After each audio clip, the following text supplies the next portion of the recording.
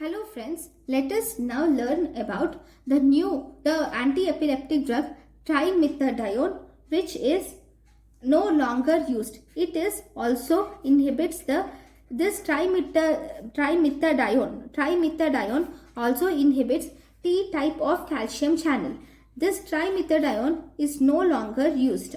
It is not used now. That is, it is withdrawn from the market. Why is it withdrawn from the market? It is withdrawn due to the side effect of reversible hemalropia. This reversible hemalropia is presence of photophobia with glare effect. Together we call it as reversible hemalropia. So thank you guys for watching my lecture. Thank you.